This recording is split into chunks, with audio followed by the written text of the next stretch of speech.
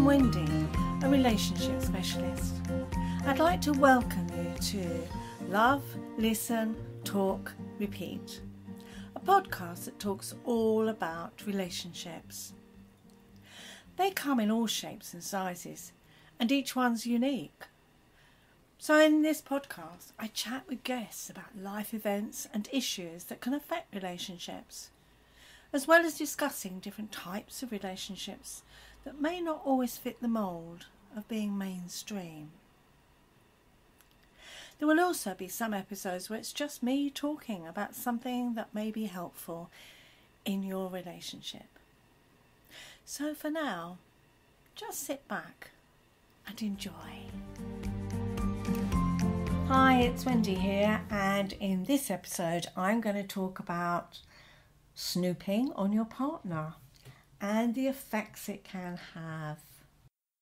I've noticed that this technological age seems to encourage people to want to keep in touch constantly, knowing exactly what the other is doing all the time. Social media shares people's contacts, activities, and who they spend time with, and even when they're online, let alone the tracking apps that can be held on people where they are in a particular time, which could be very, very intrusive. With the advent of mobile phones, we can keep in contact with each other 24/7 in virtually any country in the world, even to the point that it has to be responded to instantly. However, this can be very intrusive, especially when it comes to relationships. The conversations often go like this: why aren't you answering my calls, my texts, my messages? Don't you love me anymore? Your partner should be an equal, not your child, and you don't need to parent them. This kind of controlling behaviour is not only unhealthy, but it's claustrophobic too. Do you really feel you've got the right to know everything about each other, or what they think, what they do? And do you think it really makes a relationship closer and more intimate? My past experience in being such a relationship was that it made me feel anxious, stressed, very unhappy, to the point I had to leave it. I just couldn't bear it anymore. Does knowing exactly that your partner is doing every second of the day mean it's a strong, intimate relationship? It doesn't allow each other personally. I'd suggest it's very claustrophobic. It doesn't allow each person room for their own emotional growth. Each of us has the right to some privacy in our lives. Being in a relationship doesn't mean we own each other. It does mean we're committed to each other, but not to the total exclusion of any contact with any other human being. If you feel a need to text or speak to each other several times a day, knowing what they had for lunch, who they talked to, what does that say about your relationship? What does that really mean? And really, when you get together, you've got nothing to talk about because you've said it all through the day. There's nothing to look forward to. Once you start feeling insecure in a relationship, it can lead to all kinds of behaviour, such as checking up on your partner if they seem offhand, for example.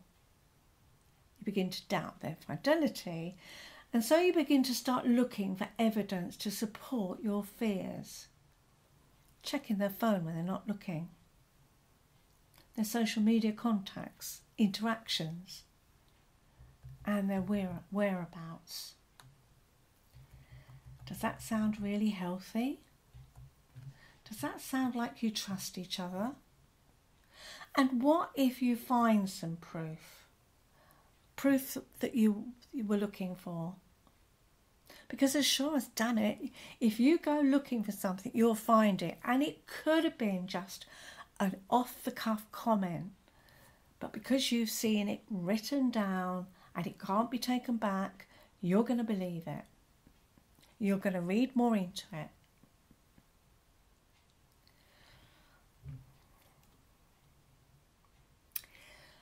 For example, it could be that your partner needs to maintain a civilized relationship with their ex for the sake of their children. And the ex on the other end of a text can be made out of, and when someone puts an X, stroke, cross, stroke, kiss on the end of a text, just out of habit, which I have to say some of my clients do to me because they've just got in the habit of it, it could just have been an accident. They didn't mean that. It's just that case of habit. And once it's sent, you can't erase it. So if you imagine that and start accusing your partner of being in contact with them, demanding they don't speak to them anymore, what kind of response do you think you'll receive?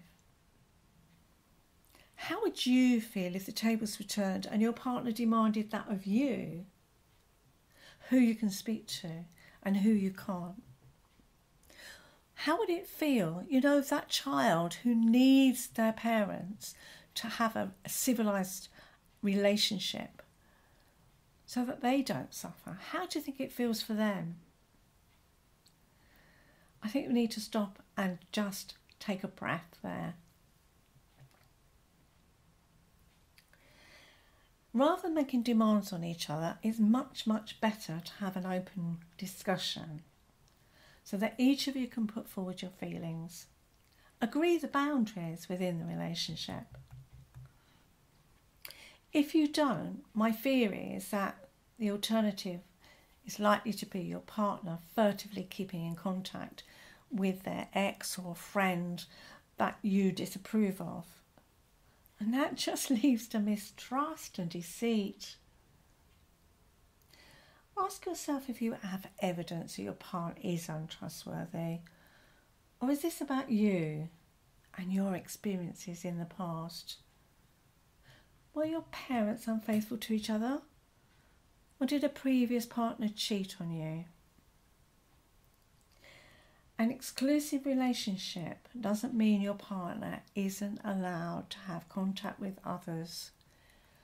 I felt that in a previous relationship, and I felt like they were my jailer and I had no free will. It ground me down in the end, and that really isn't healthy. I lost my confidence and self-esteem, and it took a long time for it to come back. And if you care about somebody, there's no way you'd behave in that way. I always believe that it's better to have an honest and open conversation at the beginning of a relationship. Talk about boundaries openly. Keep the communication open throughout your relationship. If you're in a relationship and you haven't sorted these boundaries out, or there are issues, then talk about it. Don't go snooping around and checking up on your partner. It will only lead to unhappiness all round.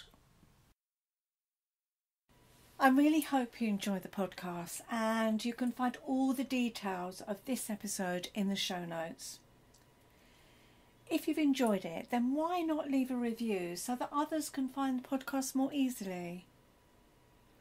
You'll find all the details that I mentioned in the show notes, as well as links to my website, where you can find lots more information and links to other resources. My contact details are there too. If you'd like to receive my newsletter, which contains articles and my latest offers, then why not just email me? It's Wendy at yourrelationshipspecialist.co.uk. Details are in the show notes.